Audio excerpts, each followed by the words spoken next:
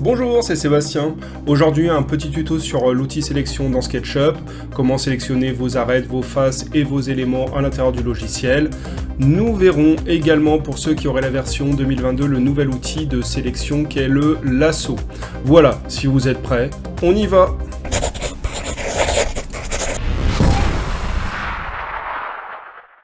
On se retrouve donc à l'intérieur de ce petit travail SketchUp préparé spécialement pour l'occasion.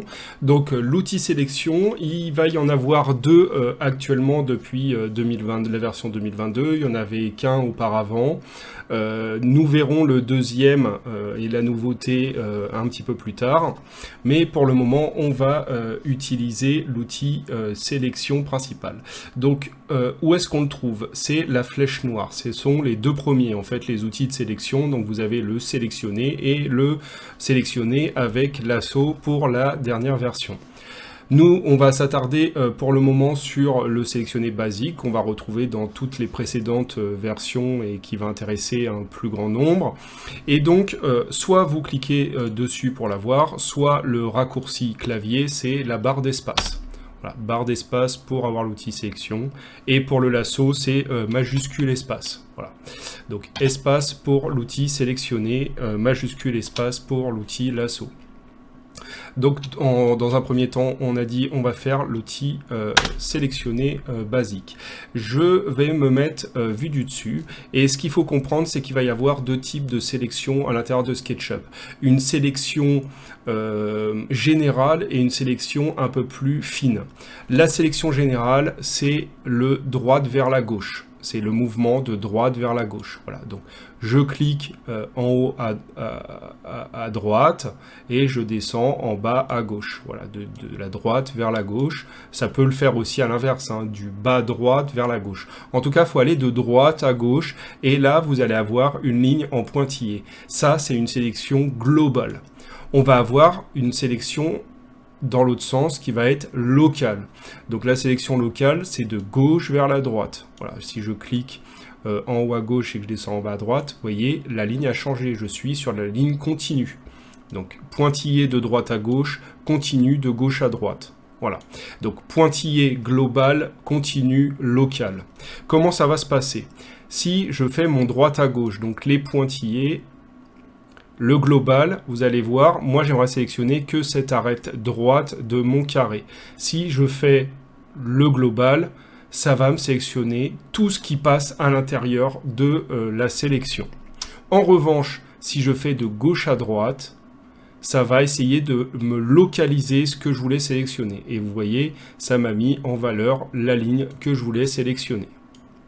Voilà pour le principe de l'outil sélection. Vous voyez, là c'est pareil, j'aimerais bien sélectionner que l'arête centrale pour mon relief. Et ben, je peux tout à fait faire de gauche à droite et ça va essayer de me la comprendre. Vous voyez, hop, je peux le faire pour toutes les lignes, gauche à droite, ça prend. Bien sûr, si je prends l'ensemble, il va me calculer l'ensemble, hein. Il va essayer, lui, il va se faire son petit calcul et essayer de comprendre ce qu'on veut sélectionner. Bon, des fois, c'est un peu trop, parce que comme vous pouvez le voir, ça a sélectionné aussi l'arête bleue. Voilà. En revanche, si je fais de droite à gauche, comme on a vu tout à l'heure, ça m'a pris tout ce qui est passé à l'intérieur des pointillés, de l'outil sélection. Voilà. Je reviens rapidement sur mon carré global. La sélection aussi, comment ça se passe? Si vous utilisez juste un clic normal de votre souris avec l'outil sélectionné, par exemple sur une face, ça va vous la mettre en surbrillance avec les petits pointillés, ça va sélectionner la face. Pareil pour les arêtes. Donc déjà, on peut cliquer.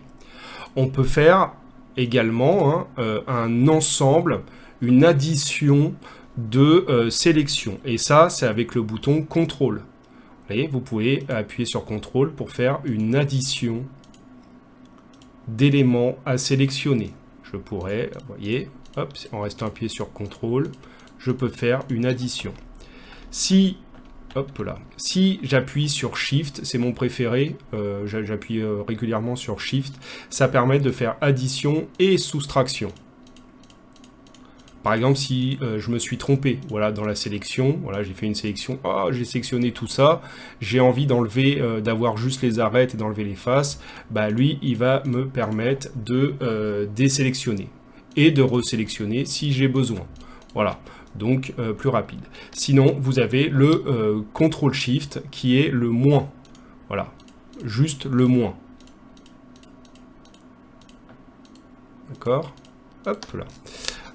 Alors, pour résumer, donc clique juste une fois, ça va sélectionner élément par élément. Arrête, phase, groupe, etc. Si vous faites CTRL plus clic, ça va additionner. CTRL plus clic, on additionne. CTRL plus SHIFT maintenu en cliquant, ça soustrait, ça enlève. Et juste juste SHIFT plus clic, vous allez avoir addition, soustraction qui sont mêlées. Voilà. D'accord ? Donc ça, c'est très important. Voilà, donc on a le rectangle de sélection et on a au cas par cas avec Shift et CTRL. Nous pouvons également sélectionner tout un ensemble avec les double-clics. Dans SketchUp, vous verrez sur différents outils, le double-clic ou le triple-clic est plutôt pas mal.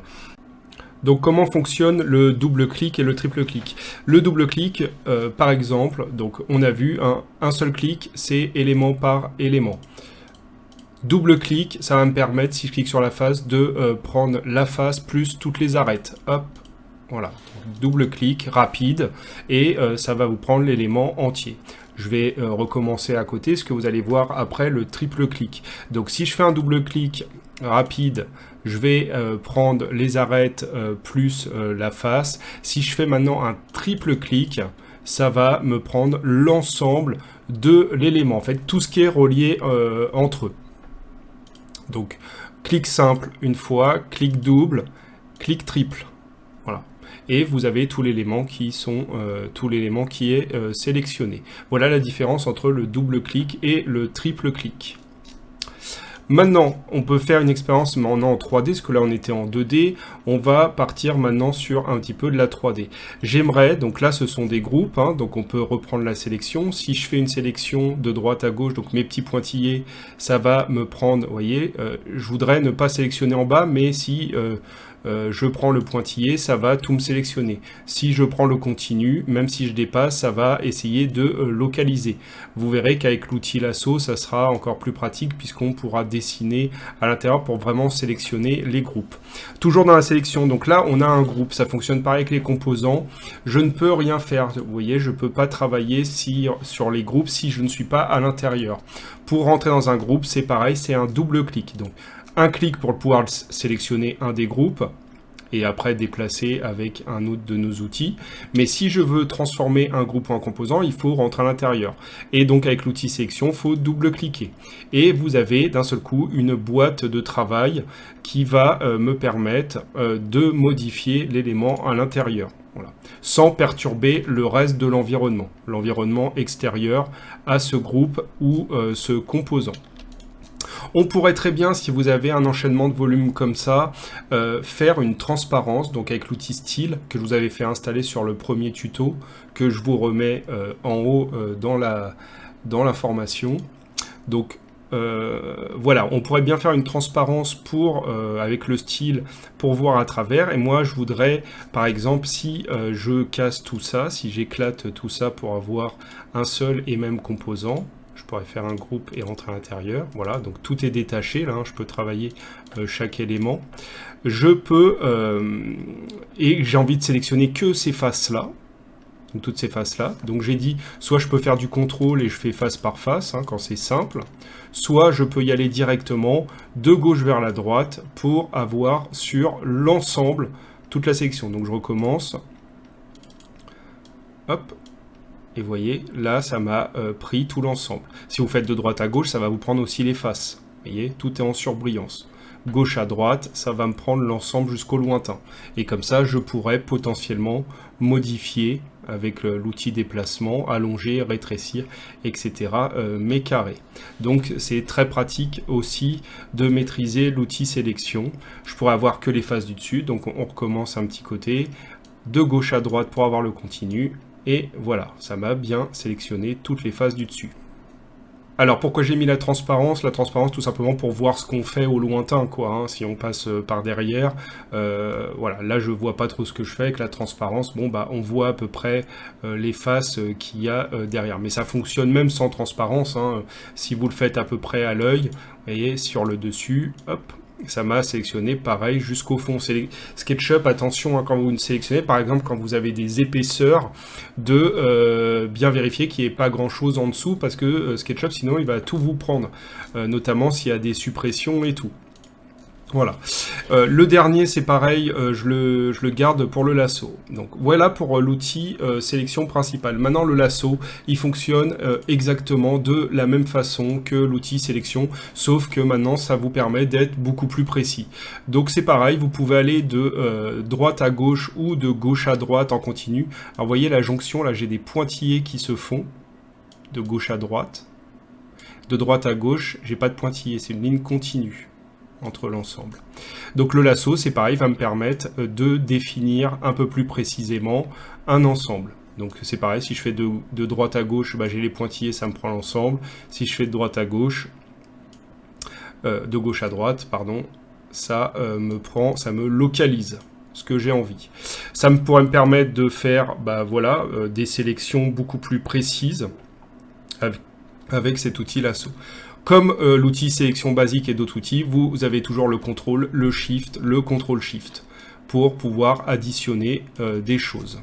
Et donc avec le lasso, on va l'avoir pareil sur les volumes. Donc là j'ai mes boîtes, si je dois sélectionner qu'un ensemble de boîtes, je peux délimiter, dessiner autour pour avoir exactement les boîtes que j'ai envie d'avoir. Voilà.